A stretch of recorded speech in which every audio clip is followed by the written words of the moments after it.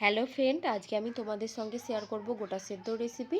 দেখো আমি সবজিগুলো কেটে রেখেছি। এখানে আমি 5 রকমের কড়াই ভিজুত দিয়ে রেখেছিলাম, মটরশুঁটি এবং সিমদানা। এবার দেখো শুকনো কড়াতে আমি কড়াইগুলো ভেজে নিচ্ছি ভালো করে। ভাজা হয়ে গেলে কড়াইগুলো আমি কুকারে সিটি দিয়ে নেবো, তাহলে তাড়াতাড়ি গোটা সেদ্ধটা হয়ে যাবে এবং কড়াইগুলোও সিদ্ধ হয়ে যাবে। দেখো আমি কুকারে কড়াইগুলো নিয়ে নিয়েছি, জল দিয়ে 3টে সিটি দিয়ে দিচ্ছি আমি এখানে। দেখো ওই কড়াতেই আবার সর্ষের তেল দিয়ে দিয়েছি, আলু, রাঙা আলু দিলাম। এবার দেখো সিম দিয়ে দিয়েছি, এটা শাকের ডাঁটাগুলো ছিল ওইগুলো দিয়ে দিয়েছি। এবার দেখো মটরশুঁটি দিলাম, বেগুন দিয়েছি। এবার এই একে একে সব সবজিগুলো আমি ভালো করে ভেজে নেব। দেখো আমার সবজি ভাজা কমপ্লিট। এবার এগুলোকেও আমি সিটি দিয়ে নিচ্ছি, কাঁচা লঙ্কা আর অল্প জল দিয়ে।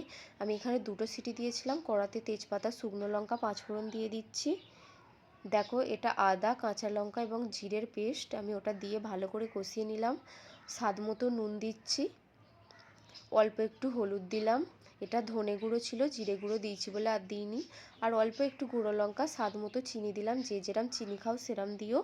দেখো আমি মশলাটা কষিয়ে নেওয়ার পরে সিদ্ধ করা কড়াইগুলো সব ঢেলে দিয়েছি। এবার দেখো সিদ্ধ করা সবজিগুলোও ঢেলে দিলাম।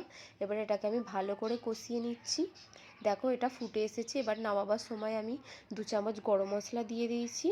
দেখো আমার গোটা সেদ্ধ প্রায় রেডি। এবার এটা ফুটিয়ে গেলেই আমি নামিয়ে নিচ্ছি। দেখো দেখো গোটা সেদ্ধটা কত সুন্দর হয়েছে।